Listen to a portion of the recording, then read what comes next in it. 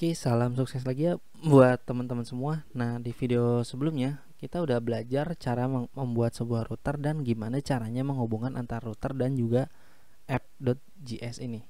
Nah, di dalam konsep MVC itu ada model, view, dan juga ada controller ya. Seperti yang udah teman-teman lihat di sini, kita udah membuat sebuah folder controller, kita berhasil membuat sebuah folder model dan ada folder namanya view. Nah, sekarang saya akan coba jelasin satu persatu, step by step, perlahan ke teman-teman. Di view ini, dia akan berfungsi untuk menampung sebuah tampilan HTML aja. Nah, tetapi di dalam Node.js ini ada yang namanya template engine yang namanya IJS. Nah, kalau di Laravel itu namanya Blade ya. Nah, kali ini kita akan menggunakan template engine yaitu IJS ya. Di sini terminal teman-teman Ctrl C, kemudian teman-teman ketik npm install min save. Nah, di sini kita tulis IJS ya, kita save, kita coba enter. Nah, kita tunggu sampai proses instalasi ini berjalan dengan lancar. Oke, di sini kita udah berhasil menginstalasi package yaitu dengan nama IJS ya. Nah, cara penggunaannya seperti apa? Teman-teman bisa terlebih dahulu di sini.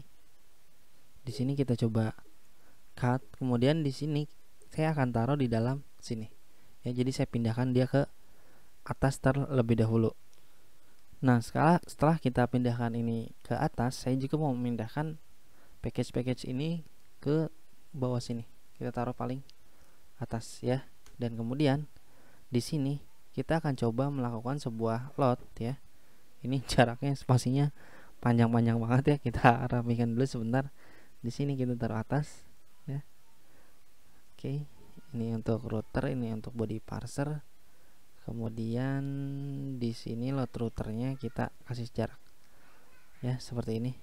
Dan kemudian untuk body parsernya kita taruh harusnya ini di paling atas ya, di sinilah. Nah, di sini kita akan coba membuat atau menangani cara menggunakan template engine yaitu IJS ya. Di sini teman-teman bisa lihat saya akan membuat seperti ini ya. Sorry, bukan seperti ini, tapi kita akan buat seperti yang ada di sini ya. Sorry teman-teman, tadi saya salah copy ya. Saya suka typo dalam menulis ini. Nah, di sini saya akan coba jelasin. Tadi kan kita udah berhasil menginstalasi package IJS ya di terminal. Kemudian cara penggunaan IJS-nya itu seperti apa? Di sini kita harus ngeset view engine nih dengan nama IJS. Dan kemudian di dalam folder ini kita mau menaruh file view IJS-nya itu di dalam folder view yang ada di sini. Views itu yang ada kita buat sebuah folder sebelah sini ya, view. Dan kalau kita save di sini ya, kita coba testing terlebih dahulu. Node app.js. Nah, di sini dia mengalami error express is not defined. Nah, express is not defined ini terjadi karena kalau kita, nah ini terbalik ya, jadi ini nggak boleh terbalik ya. Kita seperti ini, kita coba save ya. Jadi express ini harus di atas karena si app ini dia ngeload si express juga ya. Di sini di terminal kita coba clear, kita jalanin lagi. Nah, dia udah berjalan. Kalau kita coba lihat di dalam browser, kita coba refresh, dia nggak ada masalah ya. Sampai di sini dia benar-benar nggak ada masalah. Kemudian saya akan coba ngajarin ke teman-teman. Di sini kan ada yang namanya controller. Nah, misalkan saya akan buat sebuah file baru yaitu student.js. Nah, ini untuk controller si student ya. Di sini ada yang namanya router juga. Nah, saya akan mindahkan file-file yang form ini harus HTML ini harusnya ada di dalam view ya. Berarti saya akan buat sebuah view terlebih dahulu yaitu student.ijs ya, harus IJS seperti ini, titiknya cuma satu ya. Nah, sekarang kita tinggal menghubungkan antara router dan juga controller terlebih dahulu ya. Saya klik controller student. Di sini kita akan buat export ts get student misalnya. Nah, di sini kita akan taruh request respon dan juga next. Seperti ini. Oke. Nah, di sini kita akan ngerender.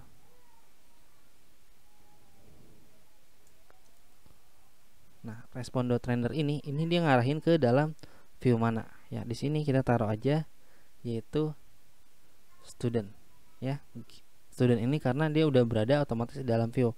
Kalau di dalam view ini ada folder lagi, berarti di sini kita tinggal taruhin slash aja. Ini folder, ini nama filenya. Karena di sini kita tidak menggunakan folder, langsung student, berarti di sini pun kita tinggal langsung seperti ini. Oke.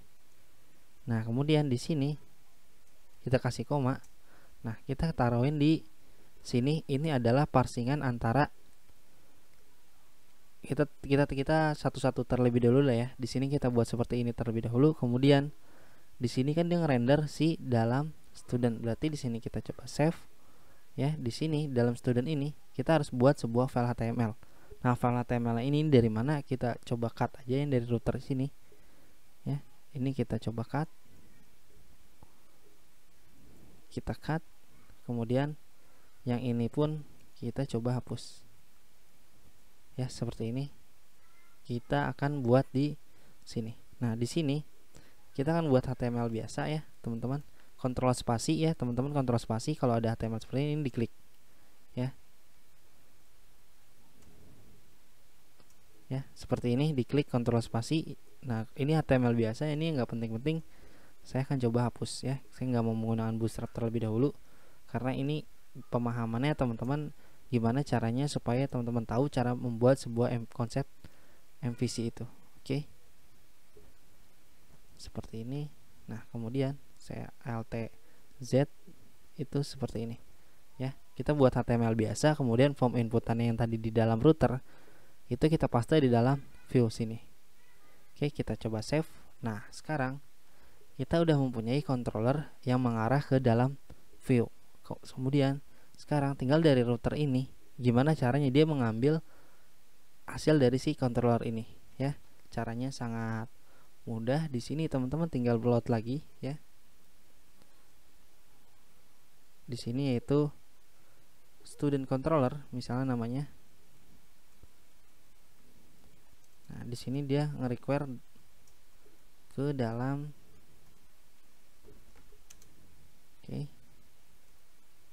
ke dalam controller,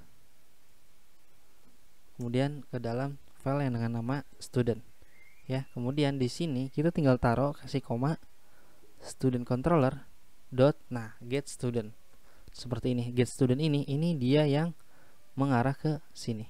Oke.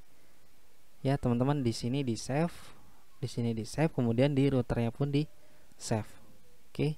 Dan kalau kita balik ini kita Ctrl C, kita jalanin lagi node.app.js, kita lihat ke browser, kita coba refresh. Ini kan page home ini dia berada di dalam app.js, dan kemudian kalau add student ini,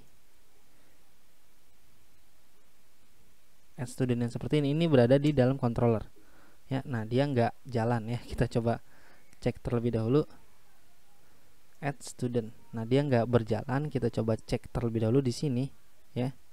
Kalau teman-teman lihat, oke, di sini bukan yang nggak berjalan ya. Kalau kita coba cek di sini, kita taruh add student, kita refresh, di sini dia masih balik ke page home. Sebenarnya ini saya nggak melakukan kesalahan ya. Kalau teman-teman lihat di sini, ini script saya udah benar. Ternyata yang salah apa ya? Ternyata yang salah itu adalah URL-nya aja. Ya, di sini adalah student add, tapi di dalam browser saya manggil add student ya. Di sini tuh balik, kalau kita benerin di sini, nah dia udah berhasil student add. Dan kalau misalkan kita testing inputannya, nah dia balik ke page home, kita lihat di sini dia masih berjalan dengan lancar. Nah, artinya di sini dalam student ini tidak, kita udah berhasil meload si di dalam controller kita udah berhasil ngeload si view ini. Oke, salam sukses buat semuanya. Sekali lagi saya ucapin terima kasih.